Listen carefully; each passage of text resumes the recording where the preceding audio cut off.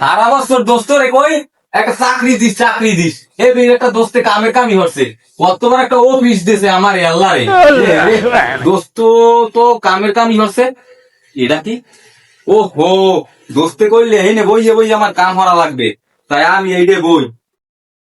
বয় এটা মেও করতে বাবা ইয়াদি লরে বাইঙ্গে বুঙ্গে না গেলে হয়